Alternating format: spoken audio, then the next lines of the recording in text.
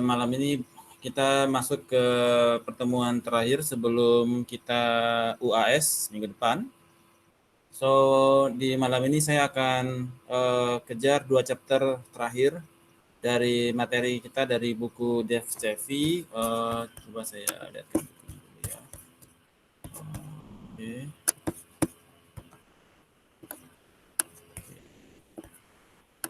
Sebentar. View, page view.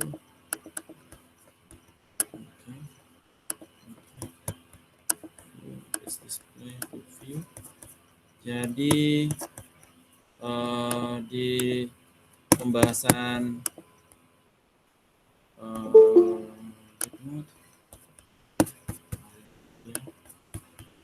jadi di pembahasan malam ini kita akan membahas kita sudah masuk ke chapter. Jadi kita sudah di chapter 5 kita sudah ya. Chapter 5, chapter 6, chapter 7. Nah, kita malam ini kita masuk ke chapter 8 dan 9 mengenai digital marketing terhadap digital business and industry 4.0. Bagaimana posisi digital marketing di sana dan customer relationship management CRM system. Okay, so with no further ado, let's start it. Baik,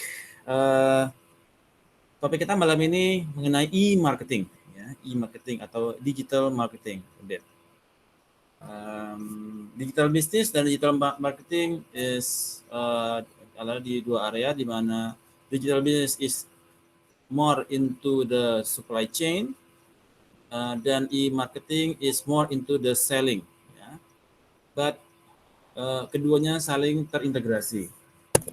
Di dalam learning outcomes yang ingin saya jelaskan kepada teman-teman adalah bagaimana kita mengakses. Sebelum saya lanjutkan, saya ingin tanya dulu kepada teman-teman. Siapa di antara kita semua yang hadir di kelas ini yang pernah yang pekerjaannya terkait dengan digital marketing? Ada nggak?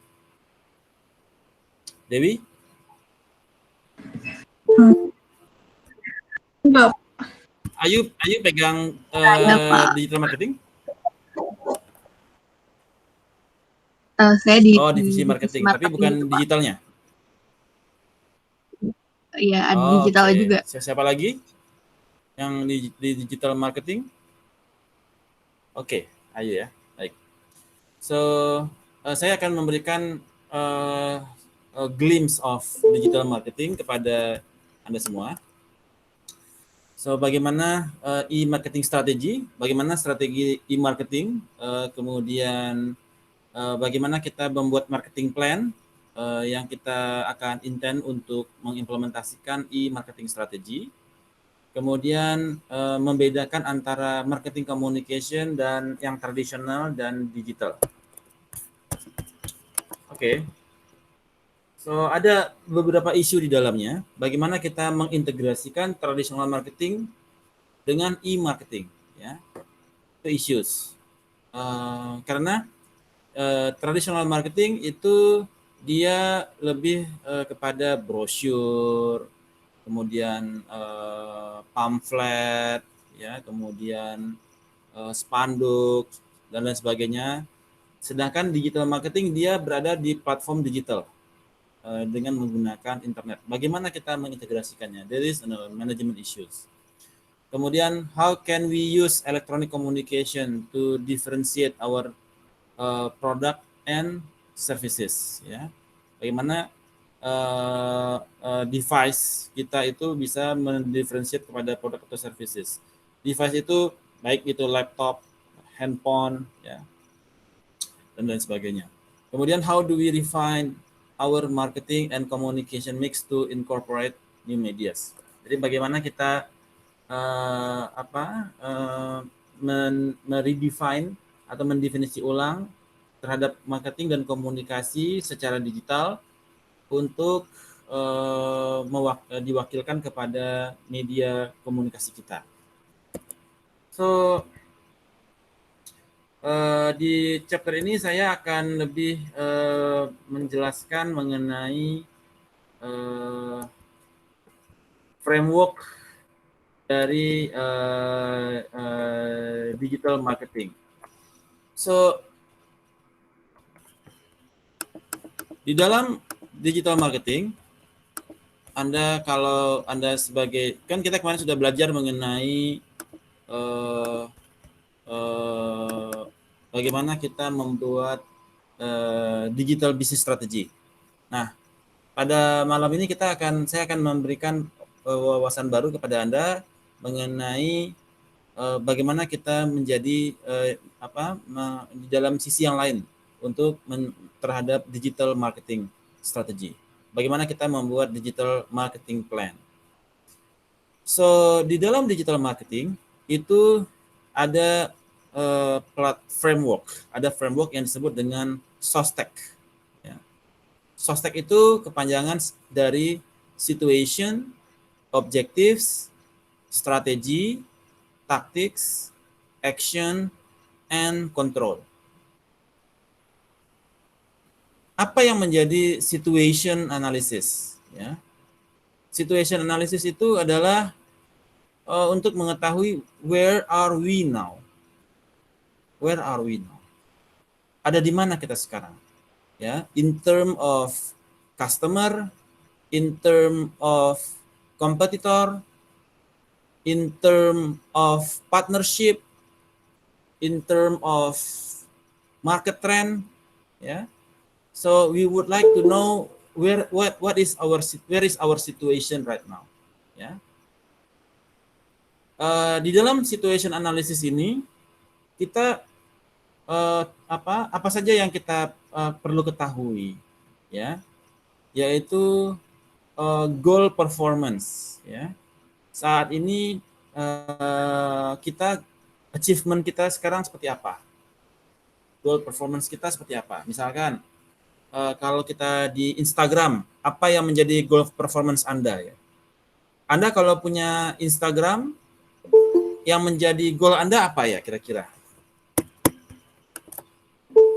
Followersnya, Pak. Followers. Sudah berapa yang followers yang Anda miliki? Ayu udah berapa followernya? Dikit, Pak. Sampai 10.000. Nggak nyampe ribuan, Pak. Oh, enggak. Oke, siapa di antara kita yang selebgram ya? Siapa di antara kita selebgram? Trinita kayaknya selebgram nih. Berapa followernya Trinita? Kok Pak Rizky tertawa ya? Kenapa, Pak? Followernya di Instagram berapa Trinita? Berapa ya, Pak? Yang tahu kayaknya Mas Rizky nih. Berapa followernya Trinita Mas Rizky? 2.000 kayaknya Pak, lebih. Pengamat selebgram kayaknya Mas Rizky ini ya.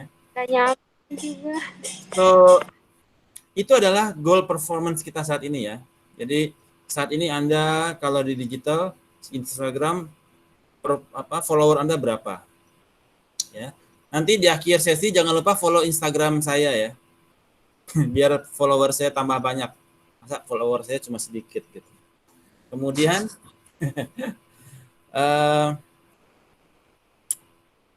selain follower apa lagi ya yang menjadi target, yang menjadi performance Anda? Ya. Top 9 pictures ya, itu goal performance Anda. Pictures yang top 9 pictures of the year 2020 ya, gitu kan.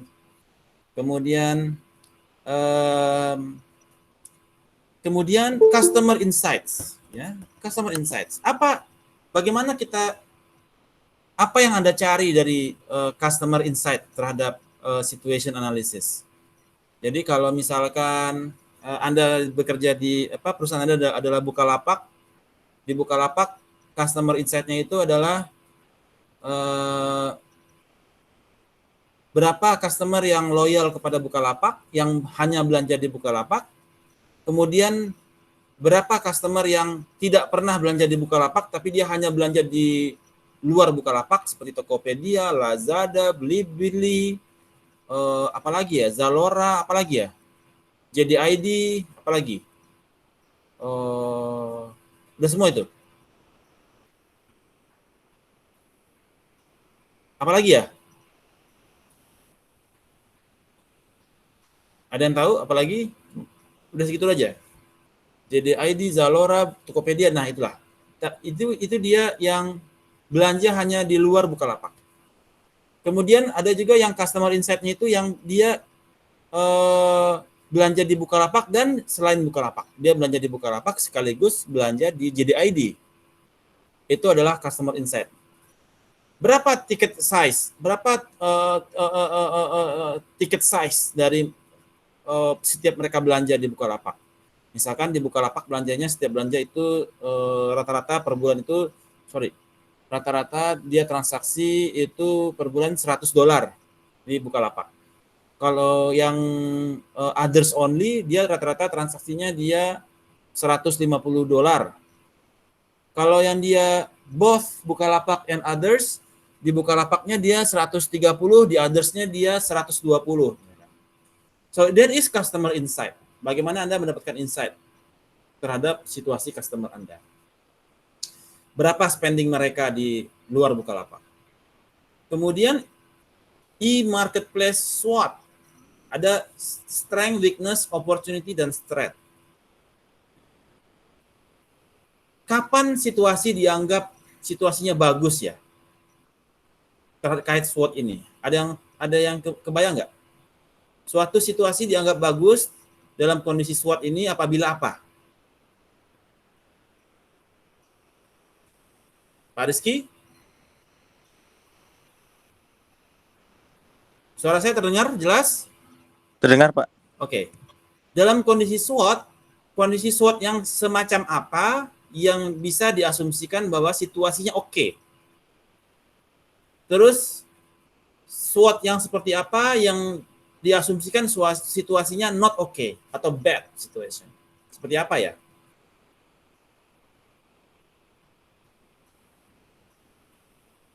Ada yang bisa jawab?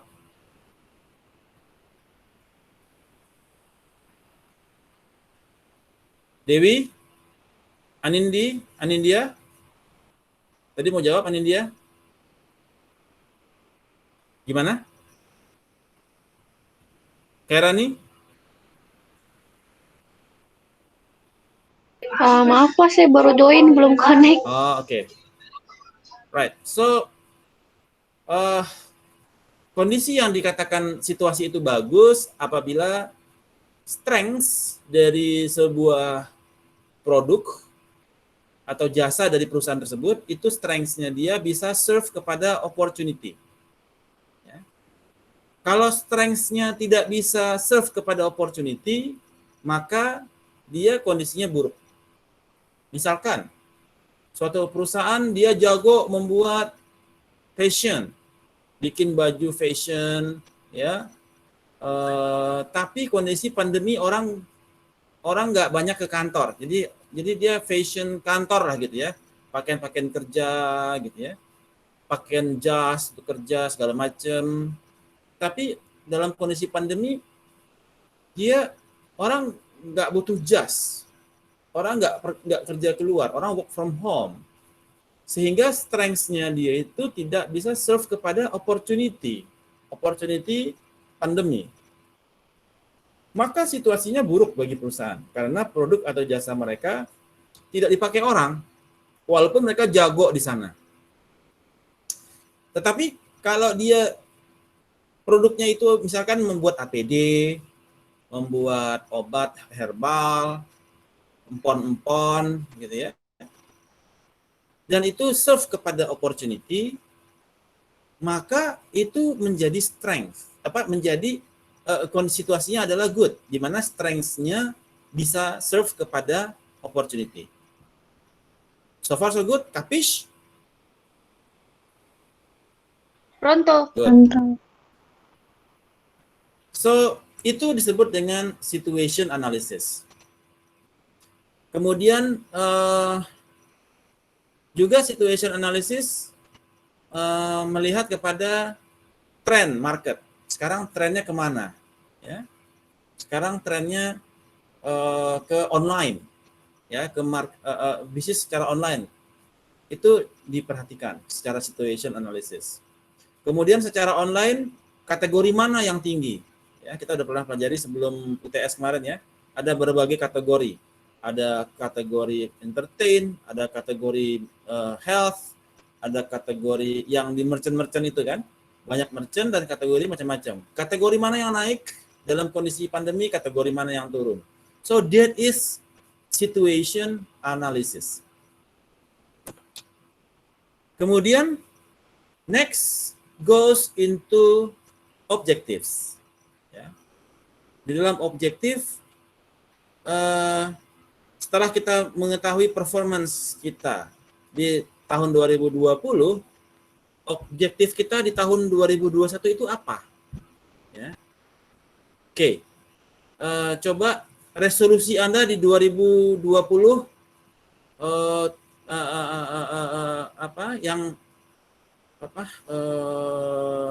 resolusi Anda di 2021 apa? Gitu ya. Misalkan follower Trinita di 2020 2000 followernya. Di 2021 Trinita pengen meningkatkan followernya jadi berapa Trinita? Trinita? Iya, Pak. Pengen meningkatkan followernya dari 2000 menjadi berapa? Nggak pengen meningkati sih, Pak. Kenapa Trinita? Nggak pengen meningkati follower sih, Pak. Nggak usah. Cukup segitu aja. Iya, Pak. Oke, good. Jadi tidak ingin meningkatkan follower. Oke. Atau perusahaan Anda. Ayu, Anda ingin meningkat target goal perusahaan, ingin ditingkatkan sales-nya naik berapa kali? 20% dari tahun sebelumnya. 20% dari tahun sebelumnya. Kecil amat. Karena lagi pandemi, Pak. Oke. Produknya apa?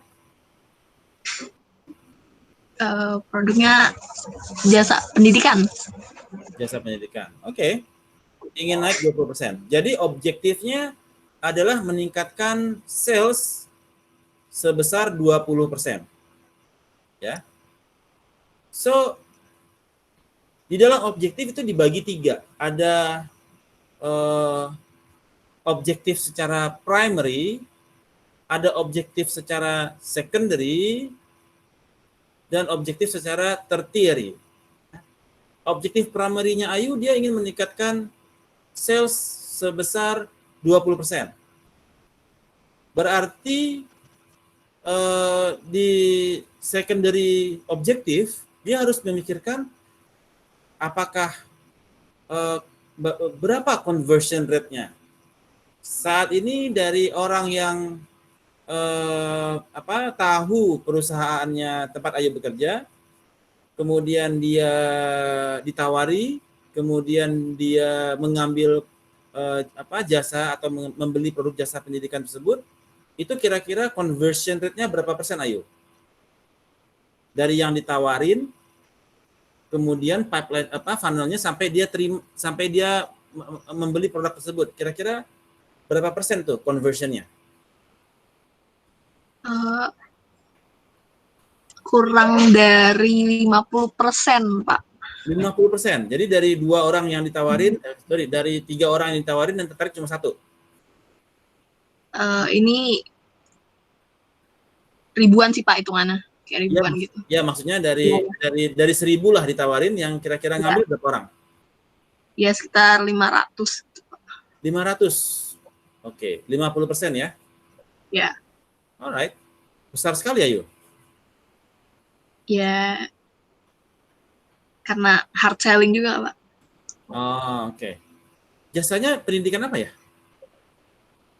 Vokasi gitu, Pak, D3. Oke, vokasi D3. Oke. Ya.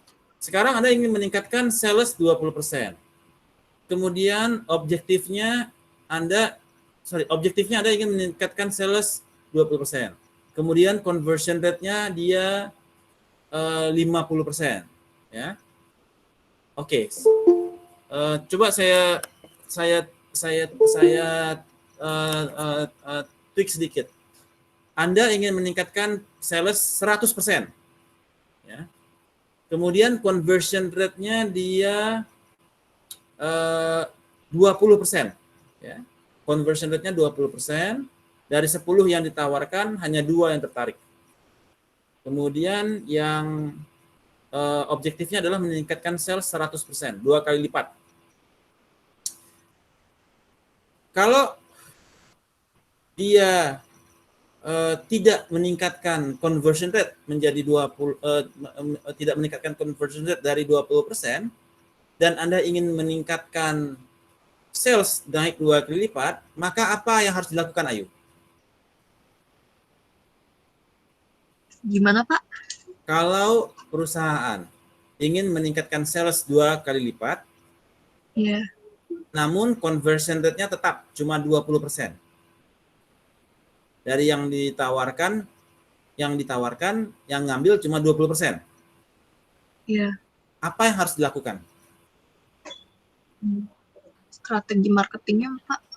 Iya, maksudnya apa yang harus dilakukan dari situ? Hard selling itu sih, Pak. Menambah penawaran ya? Iya. Meningkatkan penawaran ya, meningkatkan awareness ya? Iya, betul. Oke, meningkatkan awareness-nya 2 kali lipat kan artinya ya? Iya. Nah, artinya ada objektif yang ketiga adalah meningkat secara tersieri adalah meningkatkan followernya. Meningkatkan followernya 2 kali lipat. Jadi Anda harus meningkatkan awareness perusahaan Anda, Ayu. Ya, 2 kali lipat karena conversion rate-nya tetap 20%, nggak mau dinaikin, sehingga sales-nya bisa naik 2 kali lipat. Ya, itu adalah objektif.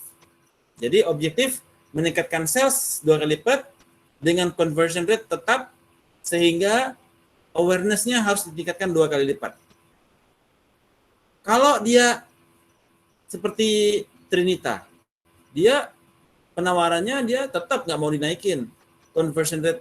Jadi dia pengen pikir untuk meningkatkan conversion rate dari yang sebelumnya 0,2 ya atau 20%, dia mau tingkatin ke 40% karena Trinita nggak mau followernya bertambah. Saya mau follower saya ya segitu-segitu aja dah, atau penawarannya segitu-segitu aja, nggak usah dinaikin.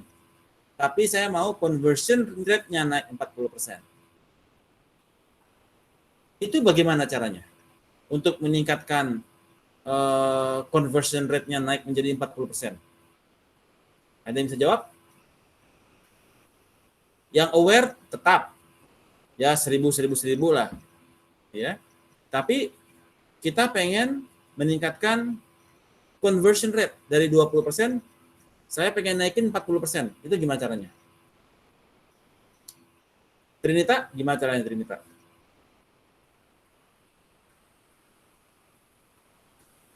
Ningkatin rate-nya, Pak. Gimana? Ningkatin rate-nya gitu. Iya, maksudnya. meningkatkan rate conversion rate-nya gimana caranya? Jadi 40%. Followernya Anda kan nggak mau terlalu banyak. Udahlah, gak usah tambah-tambah gitu kan? Ya, Sehingga orang mau beli produk Anda. Jadi followernya tetap, tapi conversion rate-nya dinaikin sehingga penjualan bisa 2 kali lipat. Gimana caranya?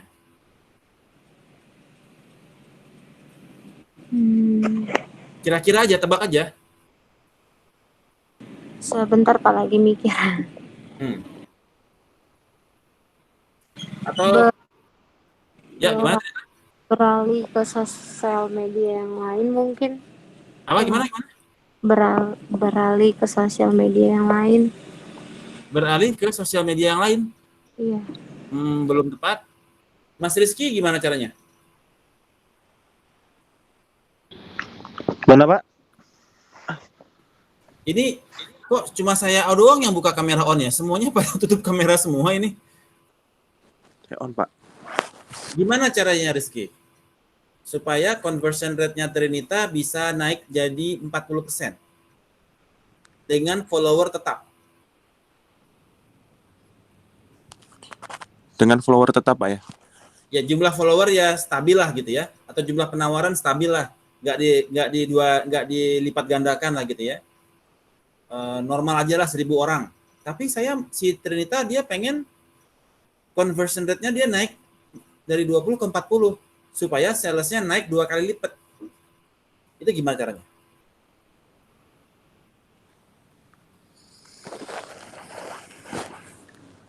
Oke, ada ide? Diskon dan lain sebagainya gitu Pak, promosi-promosi gitu. Giveaway. Nah, itu malah bikin rugi dong. Nggak ada sales dong di diskon. Repeat order. Repeat order. Caranya gitu Pak, Gimana? dibagusin. Diapain Trinita? Produknya dibagusin atau di ini kan Pak, ditambahkan value-nya. Apa Trinita? Foto picture-nya dibikin lebih menarik. Nah, ya, dibikin fotonya lebih bagus, foto Trinitanya, dikasih filter gitu foto Trinitanya kan, sehingga makin banyak, tiba-tiba ada banyak yang komen jadi banyak, yang nge-share fotonya Trinita makin banyak gitu ya, sehingga interaksi yang timbul makin banyak, sehingga ketika interaksinya makin tinggi, pembeliannya pun semakin meningkat. Jadi kontennya diperbaiki ya. Kemudian jenis-jenis kampanye ditambah yang lain yang berbeda. Kemudian data type-nya dari foto jadi video dan lain sebagainya. Kombinasi foto video. So sehingga terjadi interaksi yang semakin tense ya, semakin tinggi. So itu dengan semakin tingginya interaksi maka sales-nya pun semakin naik. So objektif yang ketiganya adalah tertiarinya adalah meningkatkan interaksi. Meningkatkan campaign, meningkatkan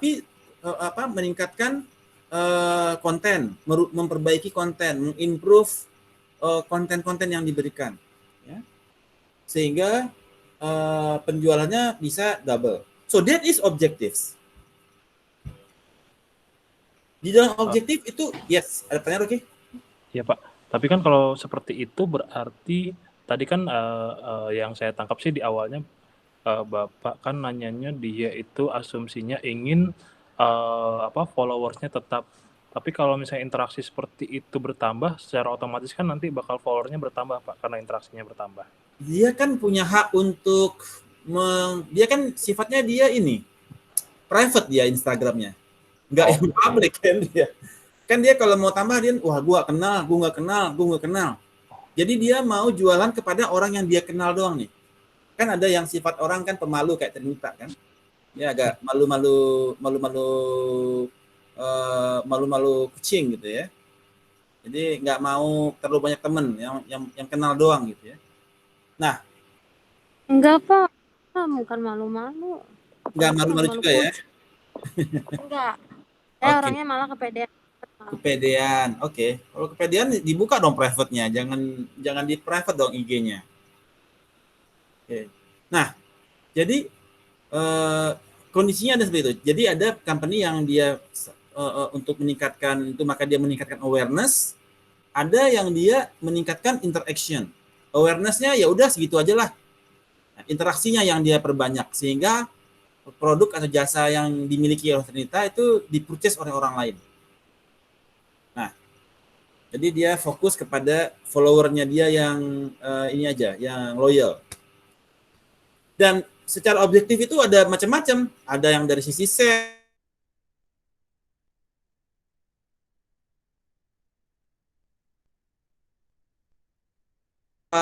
yang durasi di websitenya bisa berapa lama. Kalau yang sebelumnya tahun lalu durasinya sekitar 5 detik, sekarang dia mau naikin 20 detik. Speak ya. Bagaimana dia number of engaged customer. Number of engaged customer itu yang engaged customer itu adalah orang yang membeli produk kedua, second purchase. Itu baru dia dinyatakan engage ya, second purchase. Jadi yang second purchase tahun lalu ada 10, sekarang naik jadi 20 orang misalkan. Kemudian save ya, bagaimana dia bisa save money. Tahun lalu dia save money 10%, tahun ini dia save money 20%. Itu yang menjadi primary target. Secondary-nya lihat lagi. Kalau yang tadi sell, conversion rate-nya berapa? Kalau yang stickiness itu dia berapa landing page gitu, dan lain sebagainya. Jadi kita itu masuk ke wilayah objektif. Apa yang menjadi objektif? Jadi situation analysis, kemudian objektifnya apa. Setelah objektifnya Trinita dapat, nah, gue mau naikin sales 2 kali lipat, conversion rate gue tetap, kemudian jumlah interaksi gue mau gue tingkatin. Sekarang masuk ke strategi. How do we get there? Bagaimana kita bisa ke sana meningkatkan interaksi? Bagaimana kita ke sana meningkatkan traffic? Bagaimana kita bisa ke sana meningkatkan awareness? Bagaimana kita ke sana meningkatkan customer satisfaction? Step-stepnya ada 4.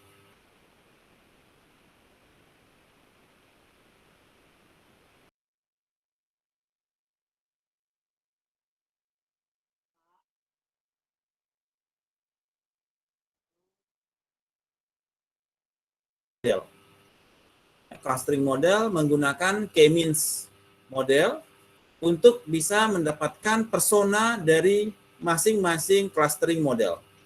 Misalkan target misalkan total mahasiswa Bakri ada 2.000. Dari 2.000 ini saya ingin membuat 10 klaster. Ada 10 klaster mahasiswa. Ya. Masing-masing klaster itu dia memiliki profilnya masing-masing. Kemudian misalkan di ruangan ini ada kelompok orang Jawa, orang Sumatera, orang Kalimantan, orang Sulawesi, orang Papua, orang Bali. Itu adalah klaster. Ada klaster Jawa, klaster Sumatera, klaster Kalimantan. Saya rasa ini saya pernah terangkan di chapter 2 ya, di sebelum UTS ya, di bukunya Kenneth Loudon ya. Jadi kita di kelas ini kita ada beberapa klaster. Nah, masing-masing klaster itu ada profilnya. Ada yang suka makanan pedas, makanan manis, sukanya pepes, sukanya secara makanan. Ada secara merchant transaksinya banyak di mana? Ada transaksinya banyak di online, ada yang banyak di offline ya. Jadi setiap klaster itu memiliki profilnya yang berbeda-beda. Kemudian setelah Anda dapatkan 10 profil, Anda kemudian harus menetapkan mana yang menjadi target segmen Anda. Ya. Misalkan Trinita, produknya apa Trinita?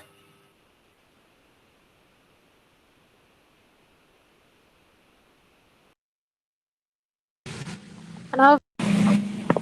Produk company Anda apa ya Trinita ya? Produk saya Ya. make up. Oke, produknya adalah alat kecantikan, make up. Nama brandnya apa Trinita? Bukan produk kecantikan tapi mua gitu Pak, make up artist. Oh, Anda make up artist? Ya. Wah, teman artisnya banyak ini Pak Rizky. Kan maksudnya bahasanya seperti itu Pak. Iya, Pak, make up tapi artist. jalan nggak apa-apa ya, Pak. Ya nggak apa-apa. Jadi teman artisnya banyak nih Mas Rizky. Ya harus deketin Mas Rizky. Siapa tahu dikenalin sama siapa ya teman artisnya. Itu nama aja Pak. Oh Maksudnya, iya nggak apa-apa Trinita. Jadi kemudian ada satu kelompok klaster nih, hobinya ke salon.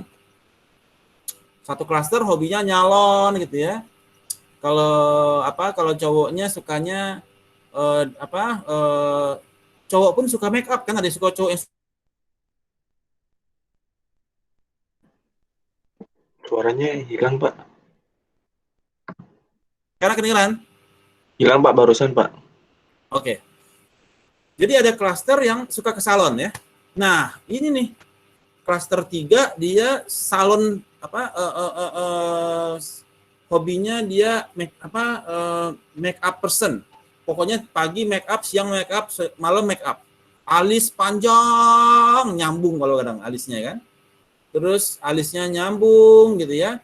Terus di mata itu ada gotik-gotiknya, gambar bunga gitu ya, gotik. Ada yang bling-bling di mata. Terus pewarnanya 3 lapis gitu ya. Kemudian untuk lipstiknya itu 2 warna, atas sama bawah beda gitu ya. Kuteknya, pokoknya segala macam deh. Nah ini nih klaster yang cocok dengan produk atau jasa dari Trinita. maka Trinita memilih klaster tersebut dibandingkan dengan klaster-klaster yang lain. Ya. Jadi dia bisa mendapatkan klaster yang paling tinggi kemungkinannya dia bakal beli produk Trinita dibandingkan klaster-klaster yang lain. Kenapa kita harus mencari klaster yang paling membutuhkan needs and paling membutuhkan produk kita? Kira-kira kenapa ya? Ada yang bisa jawab? Fitrah, tahu nggak kira-kira? Kenapa kita perlu mencari klaster yang paling menyukai produk kita? Biar tadi itu pas range-nya ketemu sama opportunity. Jadi maksudnya biar tepat produk kita. Yes, strength kita ketemu sama orang yang needs dengan produk kita. Jadi kalau kita tawarin, kemungkinan dia take up-nya tinggi dibandingkan ditawarin sama orang yang suka otomotif, kerjaannya ke kebun atau kerjaannya main mesin gitu ya, nggak bakal tertarik make up, ya kan? Nah, oke. Jadi segmentasi dapat, targeting selesai nih. Kita target nih klasternya yang cocok dengan produknya Trinita. Ketemu, ya. Kemudian yang kedua adalah positioning berdasarkan kita punya produk, ya. Sesudah itu Trinita harus membuat online value proposition. Nah, online value proposition itu adalah memberikan value proposition yang sesuai dengan need and wants dari si cluster tersebut. Cluster yang suka make up. Misalkan value proposition-nya adalah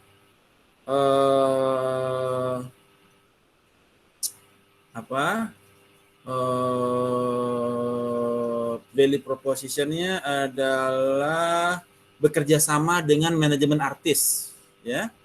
Jadi semua artis sinetron di manajemen tersebut itu Trinita yang handle tuh.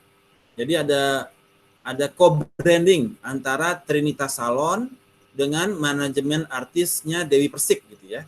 Atau manajemen artisnya Rocky gitu ya. Rocky kan dia manajer artis lah gitu ya. Kan banyak artis-artis. Atau si ini Rizky Darmawan, artis-artis Bigo. Jadi dia artis-artis Bigo di bawah manajemennya Rizky Darmawan itu jadi Rizky kerjasama sama Trinita. Jadi ada co-brand antara Trinita Cosmetic Salon dengan Rizky Darmawan Bigo Artis Management. Mantap. Jadi setiap Bigonya mau live, Trinita make upin dulu. Nah, ya. So, ada value proposition, online value proposition yang ditawarkan oleh Trinita kepada cluster tersebut. Jadi kalau mereka mau jadi artis Bigo, dia bisa langsung artis Bigo itu mereka bisa langsung co-brand ya antara Trinita dengan si Rizky. Nah, terbentuklah online value proposition.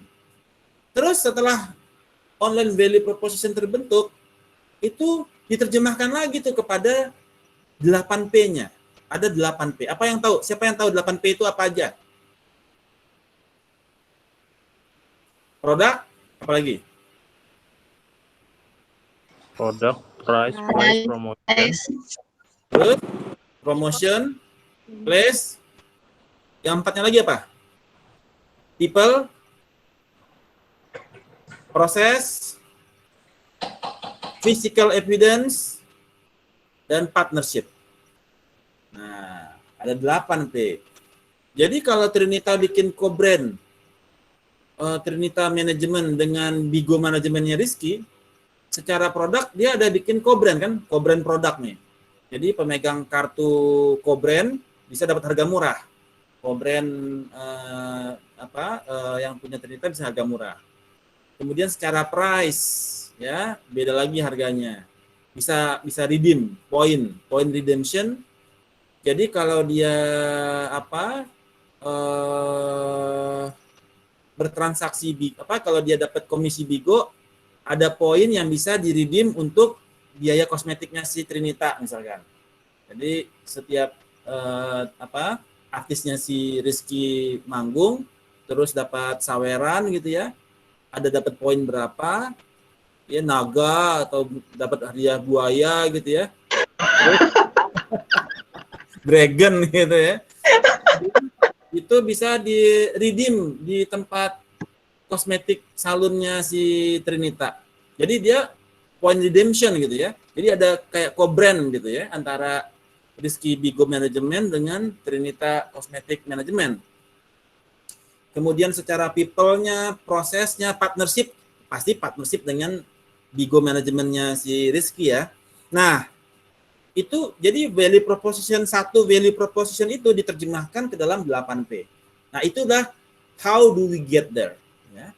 So, that is a strategy there. Strategi STP, strategi online value proposition, strategi 8P. Kemudian setelah strategi kita dapetin, go into tactics, ya. Bagaimana taktiknya? Taktik untuk mengimplementasikan strategi tersebut. So di sini kita going into detail, ya, going into detail. Secara produk kita terjemahkan lagi di 8P kepada tactics. Secara produk, saya bikin co-brand. Untuk bikin co-brand ini apa saja yang harus saya lakukan? Oke, saya harus dapat approval dari si Bigo manajemennya si Rizky. Kemudian Kemudian kita bikin kartu co-brandnya. Itu kita bikin dengan Gantt chart kapan ini dilakukan masing-masing aktivitas.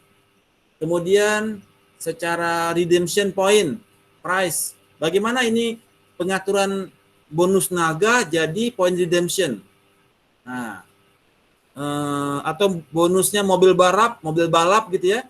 Mobil balap, wih dapat mobil balap gitu ya. Bagaimana itu menjadi point redemption. Nah, itu dari 8P diterjemahkan ke dalam tactics yang kita buat Gantt chart-nya untuk ini Januari, Februari, Maret, April, Mei, Juni. Terus itu kita bikin Gantt chart-nya dan siapa yang melakukan. So that is tactics. So kalau kita project management, kalau bapak-bapak yang teman-teman yang bekerja di sipil, di arsitek, tentu sudah tahu dengan program Gantt chart ya untuk project management, manajemen proyek. Kalau Excel, Microsoft Word kan juga ada Microsoft Project Management, Microsoft Project. Jadi kita bikin Gantt chart-nya agar dalam rangka to implement the strategy ya. Bagaimana kita bisa mencapai apa yang kita cita-citakan dari strategi tersebut. Itu tactics. Kemudian actions. Nah, action adalah detail dari tactics. Ya. Siapa yang melakukan dan kapan. Ya. So action kita dari Gantt chart tersebut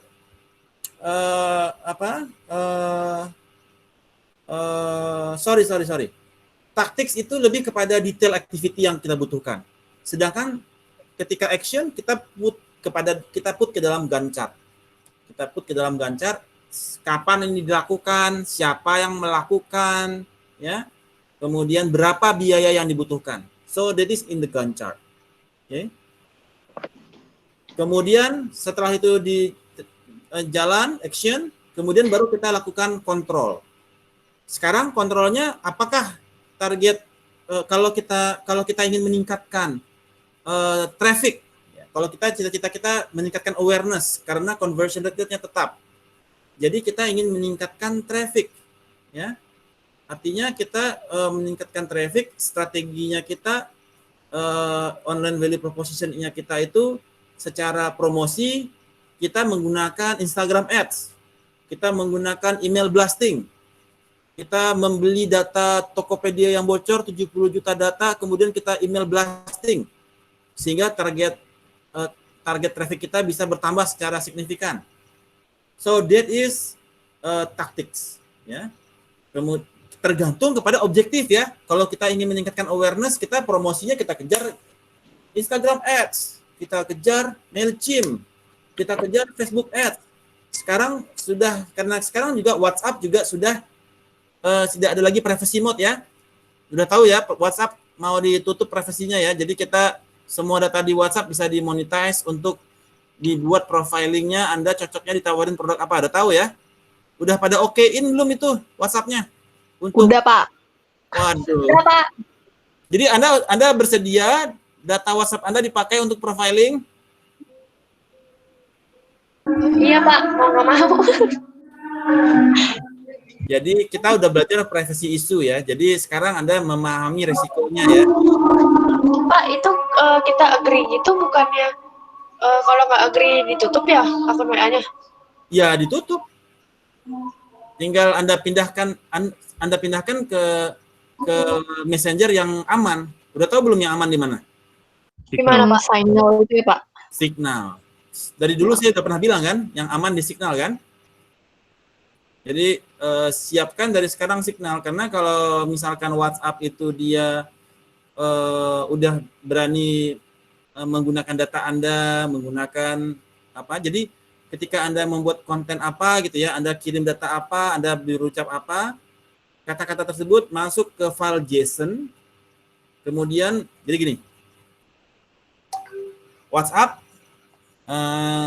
menarik data Anda berupa data JSON masuk ke big data.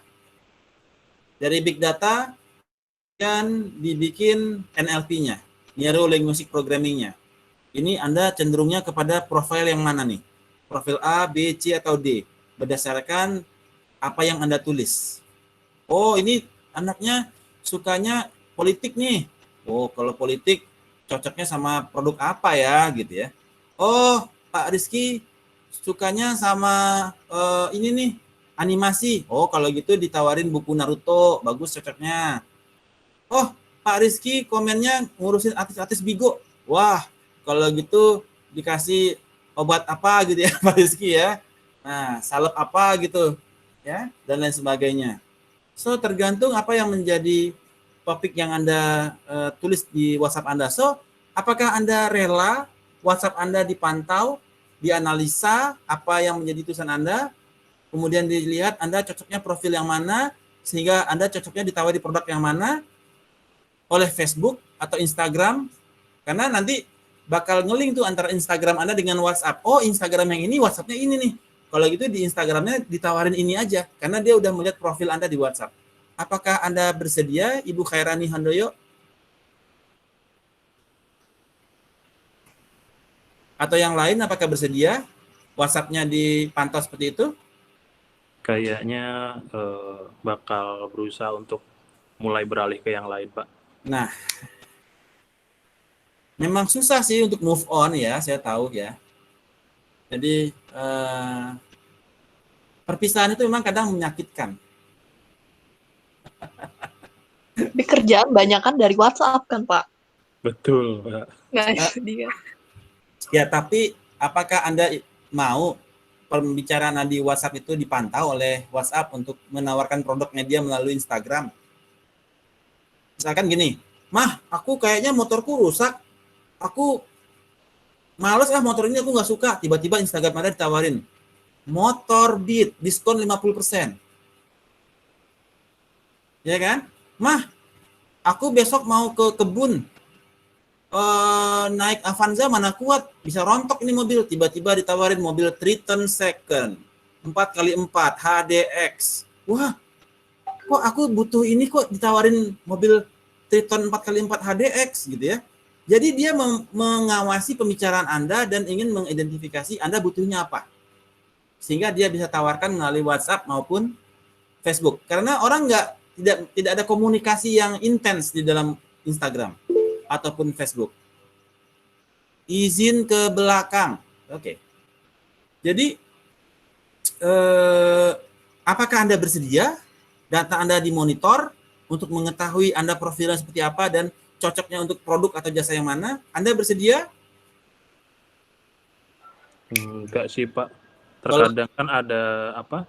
Kayak misalnya hal-hal yang rahasia menyangkut misalnya pekerjaan atau apapun kan yang sebenarnya orang luar itu nggak boleh tahu, tapi kalau misalnya itu sudah bisa dikonsumsi, ya berarti kan sudah benar-benar tidak aman. Gitu. Nah, apakah Anda mau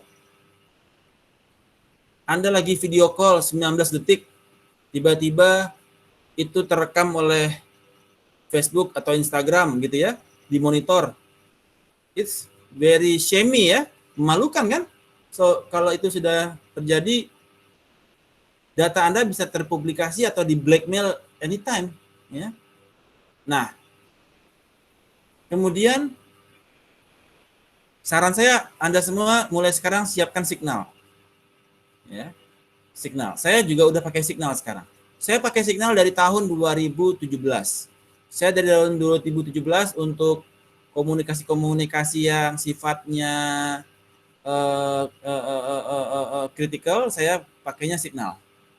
Karena di situ informasinya nggak mungkin tersebar ya, karena di situ masih aman ya, saya anggap masih secure Signal.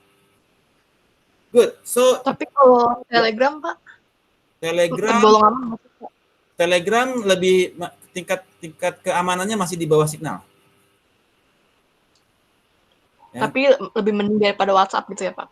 Iya, lebih mending daripada WhatsApp. Ya. Tapi secara security paling aman Signal saat ini.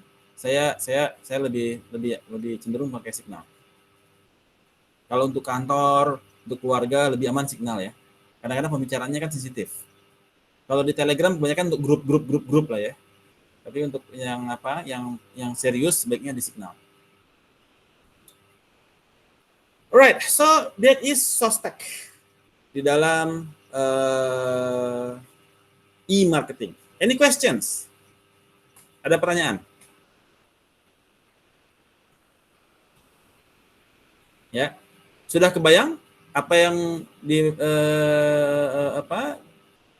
yang diperlukan yang diperlukan sebagai seorang di dalam memanage e-marketing menggunakan Sostack ini? Sudah kebayang belum? Oke, saya tes. Rocky, tolong jelaskan apa yang dimaksud dengan situation analysis. Jadi kita menganalisa bagaimana situasi marketnya, Pak. Jadi kita lihat dari posisi posisi kita ada di mana, terus habis itu kebutuhannya seperti apa, STP masuk di situation analysis nggak, Pak ya? Enggak, STP di strategi. Objektif ya? Di strategi STP. Saya bilang strategi. Situation analysis. Oke, jadi kita harus tahu posisi kita sih sebenarnya di mana sih, ya, situasi saat ini itu seperti apa. Jadi kita harus tahu customer kita itu siapa, terus habis itu kita harus tahu kekuatan kita, kelemahan kita, peluang dan ancamannya itu seperti apa. Terus habis itu brand kita itu di mata orang itu seperti apa, seperti itu.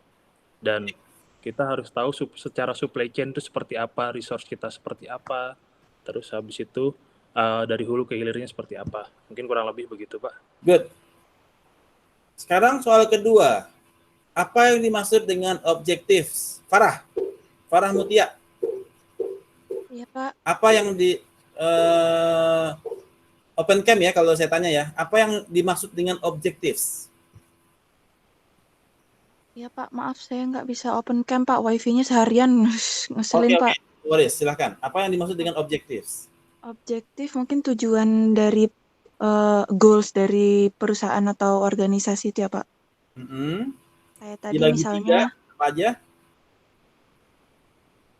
kalau tadi kan misalnya ada apa tuh, sales, Primary terus, dulu. Ada 3, primary, secondary, dan tertiary. oh iya, Pak. Oke. Yang primary apa?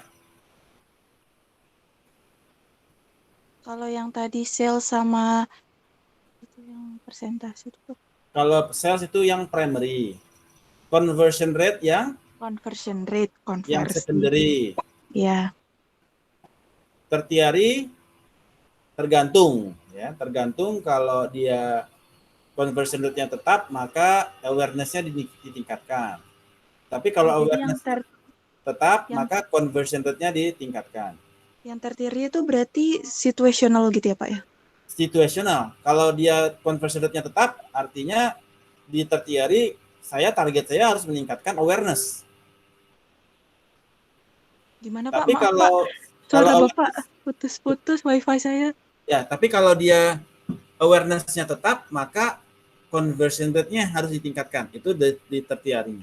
Iya, Pak. Seperti yang Trinita tadi ya, Pak. Iya. Strategi. Apa saja yang termasuk ke dalam strategi Novita? Novita? Iya, Pak. Oke, terangkan strategi. Pak, mohon izin belum bisa on cam. Ya, silakan, nggak apa-apa. Untuk strategi misalkan meningkatkan traffic, customer satisfaction, terus meningkatkan awareness, kemudian mencari Salah dan strategi. membuat Pertama apa yang strategi? clustering model. Meningkatkan traffic ya, Pak? Bukan. Strategi. How do we get there? Bagaimana kita bisa mencapai salesnya 2 kali lipat itu? How do we get? Strateginya apa yang dilakukan? Meningkatkan awareness, Pak. Itu yang objektif. Strateginya apa? Yang strength serve opportunity bukan, Pak? Bukan. Itu situation. Membuat online value proposition. Oke, belum. Coba Mariam. Strategi seperti apa, Mariam? Strategi itu apa? Cara-cara kita buat apa namanya? Buat bisa mencapai tujuan, bukan, Pak? Ya, oke. Skip. Azizi. Strategi seperti apa?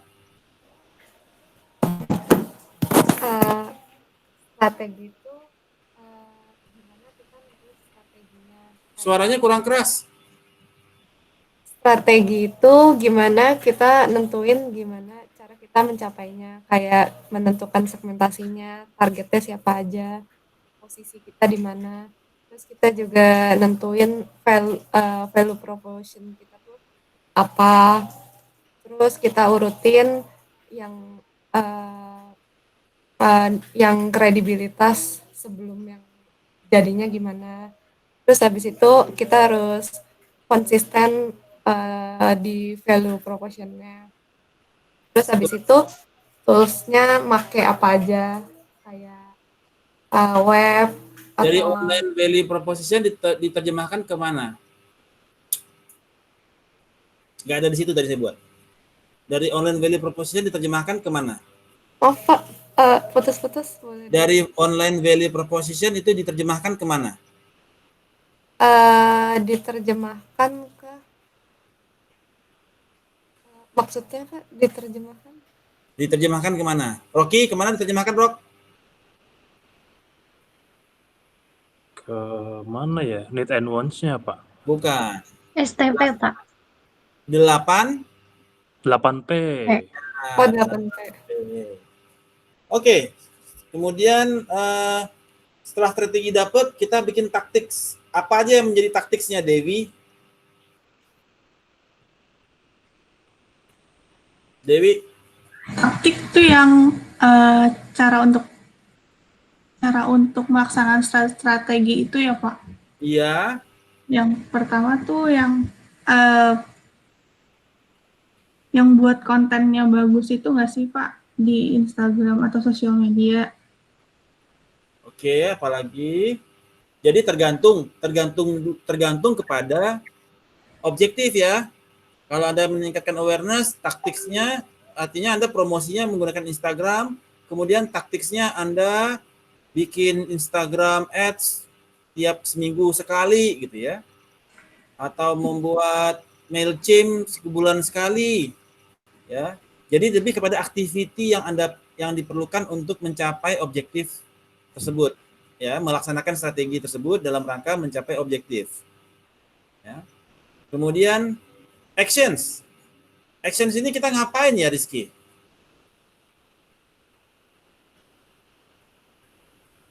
Rizky? Oh, masih di belakang. Rizky Darmawan, my bigomen. Bagaimana action itu, Rizky? Ya, Pak. Kenapa, Pak? Apa yang dilakukan dalam actions?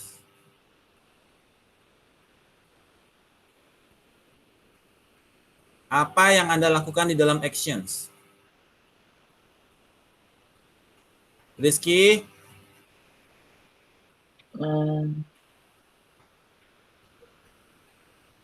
Ini audiens Anda nonton loh di live Bigo-nya loh. Semua pada nonton loh, Anda ditanyain loh. Masa kalau nggak jawab, audiensnya pada malu loh. Biasanya melakukan hal-hal yang sesuai diinginkan sih Pak, yang udah dikontrol. Aduh, salah Rizky. Anin, apa yang dilakukan dalam actions?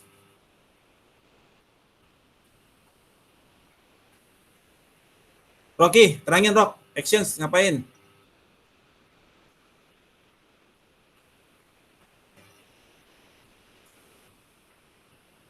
Action itu tatar yang tadi itu kita jadi setelah kita membuat taktik, jadi taktik yang sudah kita buat itu kita jalankan di actionnya, gitu, Pak ya. Tadi ya, dijalankan dengan membuat apa? Gun. Oh iya tadi yang di Microsoft Project apa Gun apa Pak namanya Pak? Gun chart. Gun chart. Ya Gun chart. Nah, Gun chartnya kita buat di action. Ini siapa yang bikin, siapa yang kerjain, berapa jam dibutuhkan, berapa man hour yang dibutuhkan, berapa man yang dibutuhkan, berapa menit yang dibutuhkan, berapa money yang dibutuhkan, ada 3 ya. Man, minutes, dan money. Man, orangnya siapa yang ngerjain, minutes, berapa waktu yang diperlukan, money, berapa uang yang dibutuhkan. Itu di actions, ya. Kemudian baru kita go to the control. Objektifnya udah tercapai berapa persen nih salesnya. Atau kalau meningkatkan awareness 2 kali lipat, artinya setiap bulan berapa nih pertumbuhannya. Bulan ini sudah comply nggak? Bulan ini tercapai berapa persen peningkatan awareness. Bulan Februari berapa? Jadi harus konsisten untuk pencapaiannya sesuai dengan target. Ya. So, that is digital marketing. That's all about digital marketing. Kalau misalkan Anda ingin meningkatkan traffic, macam-macam caranya. Ada yang menggunakan search engine optimizer, ya, menggunakan affiliate marketing, menggunakan Mailchimp, menggunakan apa yang lucu-lucu sekarang ya? Search engine optimizer, search engine marketing, dan lain sebagainya. Ya, meningkatkan traffic. Kalau meningkatkan activities, meningkatkan interaksi, Anda harus bikin campaign-campaign yang bagus, ya, campaign-campaign yang bagus, yang mereka sesuai dengan needs and wants dari si target market Anda. Kalau Anda ingin meningkatkan kalau target market Anda benar, maka conversion rate-nya semakin tinggi. Good. So that is on the e-marketing, ya, Sostek, ya, kurang lebih itu, kurang lebih di sana. So berikut kita masuk ke chapter berikutnya, yaitu chapter 9, yaitu Customer Relationship Management. Ya. We've done with the digital marketing. Let's continue to Customer Relationship Management, CRM.